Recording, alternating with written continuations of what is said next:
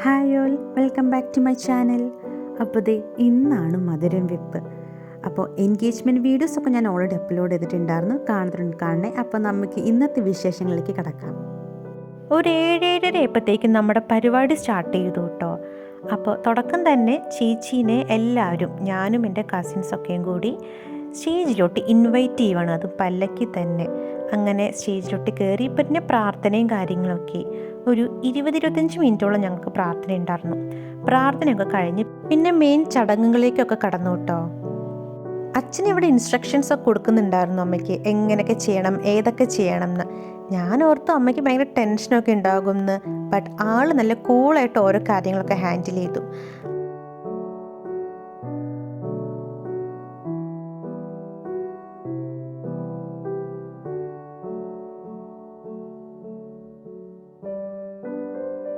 ചേച്ചിക്ക് കൊടുക്കാനുള്ള മധുരമാട്ടോ അച്ഛൻ ഈ വാഴ്ത്തുന്നത്. മധുരം വെക്കട്ടെ, മധുരം വെക്കട്ടെ. അങ്ങനെ മധുരം കഴിക്കാനുള്ള സമ്മതവും കിട്ടി. ആളിതേ മധുരം കഴിക്കുക. അങ്ങനെ മധുരം വെപ്പ് ചടങ്ങുകളൊക്കെ അവസാനിച്ചു.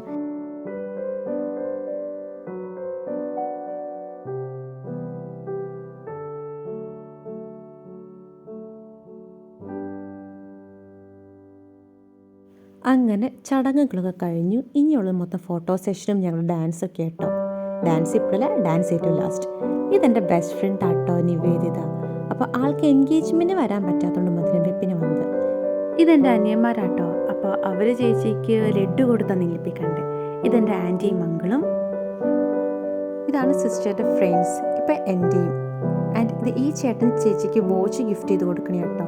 ഇതാണ് അമ്മു, ആളൊരു യൂട്യൂബർ കൂടിയാട്ടോ. പിന്നെ നമ്മുടെ മെയിൻ പരിപാടി ഡാൻസ് തുടങ്ങി, ഞാനും എൻ്റെ സിസ്റ്ററുടെ ഫ്രണ്ട്സൊക്കെ ആയിട്ട്.